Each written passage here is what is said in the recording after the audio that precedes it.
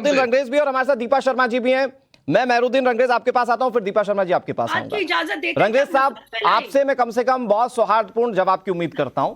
ये जो तौकीर रजा कह रहे हैं कि भैया सब्र टूटेगा तो पैमाना अगर छलका तो बहुत कुछ हो जाएगा, ये क्यों डरा रहे हैं और किसको डरा रहे हैं, कैसे डरा रहे हैं सर, ये आप बताइए, थोड़ा समझाइए। ओवैसी कह रहे हैं कि हर मस्जिद नहीं खोने देंगे। अरे साहब, कोर्ट में जाकर लड़ रहे हैं और कानूनी फैसला आ रहा है, तब जाकर ये मस्जिद ये मंदिर मिल रहे हैं। मैं आ रहा हूं आपके पास, शिवराज जी आ रहा हूं आपके पास, और मुझे बताइए कि ये जो अब सलमान अजहरी साहब कह रहे हैं, इसमें कहीं पर भी बचाव की गुंजाइश है क्या अजहरी साहब के बयान पर? नहीं, तौकीर रजा साहब ने तो बिल्कुल सही बात कही कि एक मस्जिद हम खो चुके हैं, अपनी बाबरी मस्जिद, जो कि 500 साल से वहां नमाज हो रही थी, और मस्जिद को तोड़कर वहां पर आज भव्य मंदिर बन गया। और जो हमारी ज्ञान वापी और वहां पर जो पहले हिंदुओं का मंदिर था और हिंदुओं की आस्था थी, उसका क्या आपको 500 साल का लग रहा है? वो 500 साल के पहले के इतिहास की बात कौन करेगा? देखिए, 500 साल पहले ना तो आप थे, ना मैं था, ना देश का संविधान था। 500 साल पहले थे देश का संविधान है। नहीं, वो तो वहां पर मिसाल है ना, आपकी उम्र 40-45 लग रही है, अपने बुजुर्ग से 500 साल पहले की बात कर रहे हैं सबूतों के साथ। आपका कोई आपके बड़े बुजुर्ग होंगे, उनसे पूछ लो वहां नमाज होती है। हाँ, तो आपका धर्म ही नहीं था, आपका तो धर्म ही नहीं था। आप 500 साल पहले की जो बात कर रहे हैं, माफी चाहूंगी, मुझे मेरी टर्न नहीं आई है, लेकिन मैं बोल रही हूँ, जिन 500 साल पहले की आप बात करें, आप अपना धर्म बताइए, कौन से सन में आपका धर्म शुरू हुआ है? सनातन कितना पुराना धर्म है? ये बात कौन से राजा के समय की है? ये बात कौन से शासन के समय की है जो आप कर रहे हैं? ये जो मंदिर विक्रमादित्य ने वहां बनवाया था, ये उस समय की बात है जब आपका धर्म था भी नहीं। दीपा जी, एक मिनट, मैं आ रहा हूं शिवराज जी आपके पास, इसके बाद आप ही के पास आऊंगा। रंगरेज जी प्लीज जवाब दे दीजिए। नहीं, ये सुन लीजिए, ये कैसे भड़काऊ बयान दे रहे हैं। क्या ये लोग नहीं आते कानून के दायरे में? तीन राजा जो पूरे देश का माहौल खराब कर रहे हैं, इनके खिलाफ कोई कानूनी कार्रवाई नहीं होगी। अगर कोई मुसलमान बोल देते तो उनके खिलाफ कानूनी कार्रवाई हो जाएगी। क्यों तीन राजा के खिलाफ कार्रवाई नहीं हुई क्या? रंगरेज साहब, क्या हुई बताइए? मुसलमानों के खिलाफ धर्म संसद बुलाई गई और मुसलमानों को मारने काटने की बात कही, और बीजेपी के मेहरुद्दीन रंगरेज जी एक मिनट, मेरा सवाल एक बार सुनिए। ये जो चीजें हो रही हैं, चाहे वो तौकीर रजा कर रहे हो, चाहे वो सलमान अजहरी कर रहे हो, चाहे ओवैसी जी कर रहे हो, ये ऐसा लगता है कि मानो मंदिर के निर्माण के बाद ज्ञानवापी में जो आया फैसला या सर्वे हुआ उसके बाद, या फिर 2024 को लेकर, ये सारी चीजें प्लान्ड तरीके से नजर आ रही है जानबूझकर। रंगरेज जी देखिए, अनुराग भाई, मैं एक बात बहुत अच्छे से बताना चाहूंगा कि पूरे देश का अमन चैन कौन खराब करना चाहता है? ऐसे संगठनों पर बैन लगना चाहिए, वीएचपी, बजरंग दल और ऐसे, ये पूरे देश का माहौल खराब। नहीं, मौलानाओं पर बैन नहीं लगना चाहिए ना, मौलानाओं पर बैन नहीं लगना चाहिए। मस्जिदों में जो है, नहीं, आप कौन होते हैं बैन करने वाले? आपकी संस्थाओं पर किसी ने बैन लगाया अभी तक? आपकी संस्था, आपके वक्फ बोर्ड पर किसी ने बैन लगाया अभी तक? आप कौन होते हैं कहने वाले कि बजरंग दल वाले अशांति फैलाते? आपके तौकीर रजा कह रहे हैं इस बात को कि हमारा जो देश का कानून है, हम उस पर भी विश्वास नहीं करते क्योंकि वो सरकार के इशारे पर काम करता है। आप अपने ही देश में रहकर अगर आप इस देश को अपना देश कहते हैं, और फिर आप ये भी कहते हैं कि हम इस देश के कानून पर विश्वास नहीं है। प्लीज ओवरलैप मत कीजिए। एक मिनट, मेहरुद्दीन रंगरेज, पहले तो एक महिला से बात करने की तमीज सीखिए। सॉरी टू से, आपके साथ इतनी चर्चाओं में बैठे, ये प्लीज मत कीजिए। कहां आप लोग अपनी शालीनता खो देते हैं? नहीं, वो अपना परिचय दे रहे हो। आप अगर कुछ गलत बोलते हो, वो आप अपना परिचय दे रहे हो। दीपा जी, मैं आ रहा हूं आपके पास। मेहरुद्दीन रंगरेज कंक्लूड कीजिए अपनी बात को, शिवराज नायर जी के पास जा रहा हूं मैं। मेहरुद्दीन रंगरेज प्लीज। बात करेंगे उतनी आपका प्रमोशन हो जाएगा, आप बोलिए। ठीक है, हमें प्रमोशन लेके कहीं नहीं जाना है ना, हम किसी चीज से जुड़े हैं। हम सनातन के लिए खड़े थे, खड़े हैं और खड़े रहेंगे। शिवराज नायर जी, वीएचपी पर बैन लग जाए, बजरंग दल पर बैन लग जाए, मौलाना खुला बोलते रहें। शिवराज नायर जी।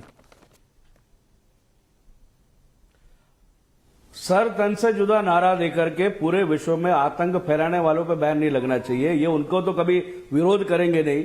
4000 किलोमीटर पैलेस्टीन में जहां पर हमास के आतंकियों ने चमगादड़ों और गिद्धों की तरह आकर के निहत्थे लोगों को, औरतें और बच्चों को मार दिया, उनका विरोध नहीं करेंगे। औरतों को नंगी कर करके परेड कराया, उनका विरोध नहीं करेंगे। उन मुल्ला मौलानाओं आतंकियों को ये समर्थन करेंगे। और विश्व हिंदू परिषद, बजरंग दल जो राष्ट्रीय समर्थन है, जो सेवा संस्कार का काम करेंगे, उनको बैन करवाएंगे। ये इनके तरीके हैं। देखिए, ये देश जो चलता है न्याय प्रणाली से चलता है। यहां पर ये देश जुडिशियल प्रोसेस के लिए जाना जाता है। प्रॉब्लम क्या है, ये मदरसों में पढ़ने वाले ना साइंस टेक्नोलॉजी और लॉ वगैरह के बारे में इनको कोई जानकारी नरेश जी, आ रहा हूं आपके पास, कसाब आपकी आवाज नहीं आ कराची रही। से आया था बोट में बैठ करके, यहां पे आकर के निहत्तों को मारा, लेकिन उसको भी ट्रायल का मौका दिया। अफजल गुरु ने सबके सामने ऑन एयर निहत्तों और निर्दोषों को मारा, उसको भी ट्रायल का मौका दिया। आज मंदिर का जजमेंट आया, वो कोर्ट के थ्रू आया, ज्ञानवापी कोर्ट के थ्रू आ रहा है। यहाँ पे इनको जुडिशियल और जुडिशियल प्रोसेस, लेकिन सर इस सरकार के शासनकाल में बार-बार बताने की कोशिश होती है कि हम लोग दबे कुछ नहीं, कुछ भी सुभाष करेंगे। नायर जी, नरेंद्र मोदी के शासनकाल में बताने की कोशिश होती है कि देखिए साहब कितने जुल्म हो रहे हैं हम पर। देखिए, विक्टिम कार्ड खेलना बंद करे। भारत में जितना मुस्लिम सुरक्षित है, जितना इंसानों की तरह जी रहा है, उतना कहीं भी नहीं जी रहा है। और ये पाकिस्तान बना है, विदेशों में रह रहे मुस्लिम पाकिस्तानियों से पूछिए चाहते हैं। ये हालत है। लगातार बोलते रहेंगे, कोई मतलब नहीं है। शिवराज जी, मैं आ रहा हूं आपके पास। दीपा शर्मा जी, पूर्वजों का सम्मान करो। ठीक है, तुम्हारे पूर्वज हिंदू थे। ठीक है दीपा शर्मा जी, रखनी चाहिए। ठीक है रंगरेज साहब, आज हम बहुत गुस्से में बैठे। रंगरेज साहब थोड़ा सा पानी पी लीजिए। अरबी नहीं थे। ओके ठीक है रंगरेज साहब ठीक है, प्लीज थोड़ा सा वेट कर लीजिए, थोड़ा सा वेट कर लीजिए। मैनुद्दीन रंगरेज जी प्लीज थोड़ा सा वेट कर लीजिए, प्लीज। हाँ दीपा शर्मा जी, लेकिन ये जो बयानों की लड़ियां और एक जैसे बयानों की लड़ियां, क्या ये 2024 के लिए भी हो सकती है? क्या मुस्लिम वोट बैंक को एक तरफा पोलराइज करने के लिए, नरेंद्र मोदी सरकार का विरोध करने के लिए ये सब कुछ प्लान्ड तरीके से हो रहा है? महिला से बात करने का तरीका नहीं है। बताती हूँ, जब विपक्ष ने आने से रंगरेज जी शांत, एक छोटी सी बात रंगरेज जी शांत प्लीज। हाँ, जब विपक्ष ने राम मंदिर के प्राण प्रतिष्ठा समारोह में आने से मना किया, उस समय कुछ मुस्लिम भाई ऐसे भी थे जिन्होंने इस बात का विरोध किया और ये कहा कि इतना बड़ा सौहार्द का काम और इतने वर्षों के बाद ये काम हो रहा है, तो जो कांग्रेस की सरकार में थे या जो कांग्रेस के, एक मिनट मेरी बात पूरी हो जाने दीजिए, मैं किसी की टर्न में नहीं बोली, इन्हें बोलने दीजिए। तो उन्होंने ये कहा, उस मुस्लिमों ने भी ये कहा कि सरकार का या विपक्ष का ये बहुत गलत कदम है, उन्हें वहां जाना चाहिए था। और हम इसमें उनका अभिनंदन करते हैं मोदी सरकार का कि उन्होंने ये इतना बड़ा ऐतिहासिक कार्य किया। जो सच्चे मुसलमान हैं, जो सच्चे भारतीय हैं, मैं सबसे पहली बात ये कहूंगी, अगर आप भारत देश में रहते हैं तो आपको ये परिचय देना चाहिए कि हम इस देश के कानून का सम्मान करते हैं, हम इस देश की हर जो कानून प्रणाली है उसका सम्मान करते हैं, या उसका जो भी ऑर्डर आता है उसका सम्मान करते हैं। आपके तौकीर रजा इस बात का समर्थन, ये बात कहते हैं कि जो ज्ञानवापी पर फैसला आया है वो सरकार के दबाव में कोर्ट ने दिया है। जब आप इस देश के कानून पर भी सवाल उठा रहे हैं, आप इस देश की कार्यप्रणाली पर सवाल उठा रहे हैं, आप इस देश की सरकार पर सवाल उठा रहे हैं। ये जो हो रहा है, दीपा जी मैं चाहूंगा एक संक्षेप रिएक्शन आप इस पर दे दीजिए। ये जो हो रहा है, क्या ये मुस्लिम वोट बैंक पर बिल्कुल पकड़ जो ढीली हो रही है उसकी वजह से डर बैठाकर ये सिर्फ वोट बैंक खींचने की कोशिश है? 2024 के सारा ये जो फंडा इन्होंने बनाया है, ये सब इसीलिए बनाया हुआ है कि एक प्लान तरीके से हर मुसलमान को भड़काने के लिए, और जो पढ़े लिखे नहीं है वही भड़केंगे, इनको पता है।